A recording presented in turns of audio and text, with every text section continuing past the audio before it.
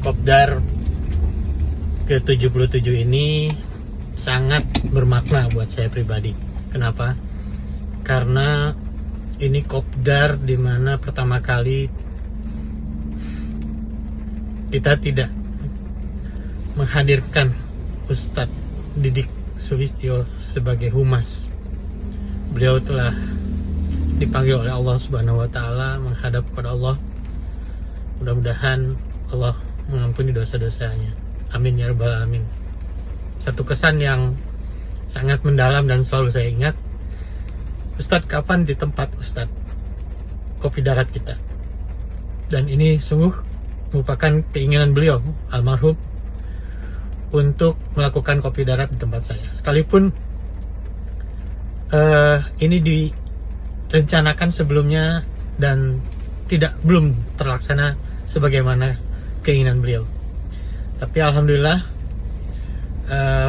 sekarang kita bisa bersama-sama pada posisi kopi darat yang ke-77, dan mari kita khusyuk berdoa untuk almarhum Ustadz Didik Sulistyo. Semoga almarhum menjadi sosok husnul khotimah dan semua amal solih kebaikannya diterima oleh Allah Subhanahu wa Ta'ala dengan Allah memberikan jannahnya untuk dia. Amin ya rabbal alamin. Tetap semangat, BRBU tetap maju, BRBU tetap berjalan, dan BRBU tetap menjadi tempat dakwahnya kita. Bila waktu telah memanggil, teman sejati hanyalah amal. Bila waktu telah terhenti, teman sejati tinggallah sepi.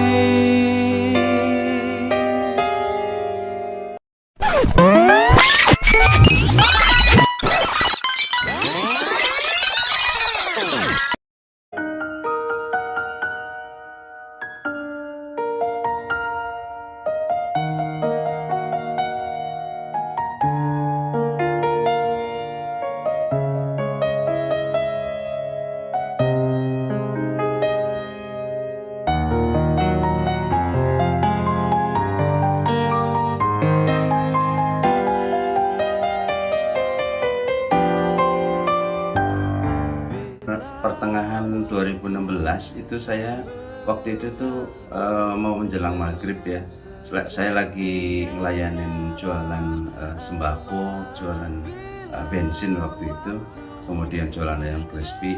Tiba-tiba datang ada orang namanya Pak Didik katanya. Beliau bilang, ada Pak Sariman. Ya saya Pak, dari mana Pak? Saya Didik dari BRBU katanya gitu. Tadi di Ustadz Eko, saya suruh nyamperin Pak Sariman untuk ngajak BR. Oh iya monggo. Terus langsung to the point Pak Didik itu, Pak Sariman utangnya berapa? Saya sih ya sekitar totalan sih 4,6 Pak, bank sama leasing dan sebagainya. Tenang aja, di BRB itu ada yang punya utang sampai 40 miliar. Kalau Pak Sariman 4,6 itu kecil, dia bilang Pak Didik. Nah, saya waktu itu dipeluk erat saya itu, aduh rasanya terharu betul ya. Karena waktu itu kan Pak Didik belum kenal saya gitu kan. Nah, terus dia itu kayak saya itu disayangin gitu loh sama Pak Didik. Terus akhirnya saya dipeluk, dirangkul, terus diajak kopi darat gitu kan. Terus saya didem-demin bahwa utang segitu itu tenang aja gitu. Padahal pada posisi saya saat itu udah lagi terpuruk gitu kan. Karena banyak preman datang segala macam, semua permasalahan saat itu sedang bertumpuk di saya, itu datang Pak Didik. Terus saya diajak kopdar gitu kan di rumah makan Torani. Waktu itu Pak Emil yang memaparkan ininya bisnis syariah sama konvensional. Terus saya merasa tertampar-tampar dengan presentasinya Pak Emil. Terus waktu itu saya udah bilang sama istri pulang dari kopdar, enggak, kita siap nggak punya apa-apa. Saya bilang, ayah mau bereskan semuanya masalah riba gitu kan. Saya lepas rumah, lepas ruko, semua unit leasing dan sebagainya. Ada yang saya kembalikan ke leasing, ada yang saya jual, ada yang saya take over gitu, semuanya bersih gitu kan. Mobil pribadi saya juga saya jual, semuanya saya jual untuk melunasi tentang. Alhasil ya alhamdulillah, singkat cerita, bank selesai, leasing semuanya kelar, hidup saya jadi enak saat itu, sholat subuh juga jadi nyaman. Nah setelah itu akhirnya saya mulai hidup tenang, nyaman, tidak punya masalah, sholat subuh nikmat, ibadah terasa nikmat. Nah di saat itulah Allah memberikan jalan ya, sampai akhirnya bisa sampai berdiri lagi sampai hingga sekarang, alhamdulillah. Dunia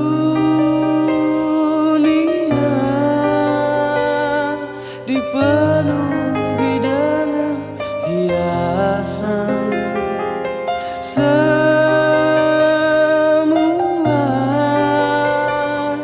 dan segala yang ada akan kembali padanya.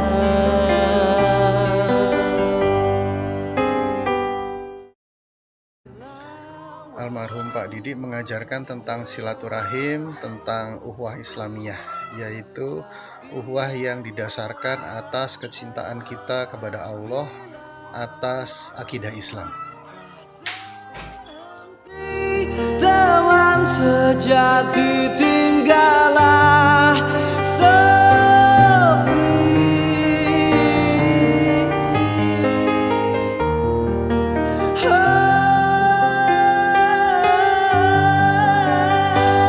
bila waktu telah terhenti, teman sejati